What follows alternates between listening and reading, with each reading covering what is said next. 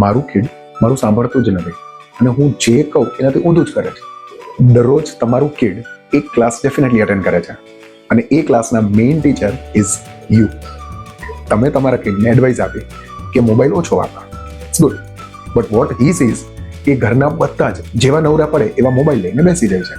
તમે એને એડવાઇસ આપી કે ગુસ્સો ઓછો કર, that is also good, but what he says is કે you lose your temper instantly. પછી એ ઘરના મેઇડ હોય, ઘરના બીજા મેમ્બર્સ હોય કે પછી એ ખુદ ચાઇલ્ડ ઉપર હોય, યુ એડવાઇસ યોર ચાઇલ્ડ કે હંમેશા સાચું બોલવાનું, સ્પીક ધ ટ્રુથ.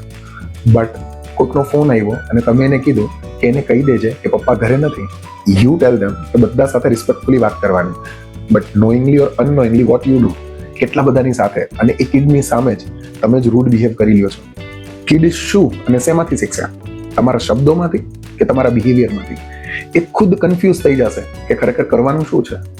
તમને એમ છે કે તમારું કિડ આ કંઈ ધ્યાન નથી દેતું, but they are constantly watching you, they are constantly recording in ધર માઇન્ડ કે તમે સ્ટ્રેસ કેવી રીતે હેન્ડલ કરો છો, તમે બધાની સાથે વાત કેવી રીતે કરો છો, ફેલિયર આવે ત્યારે શું રિએક્શન આપો છો, તમે ઘરના મેમ્બર્સને કેવી રીતે ટ્રીટ કરો છો, અને ખાસ તમારી daily habits.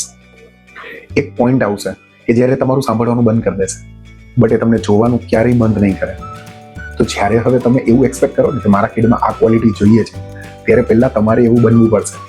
And that's why the most powerful parenting strategy is not to teach better, it's becoming better.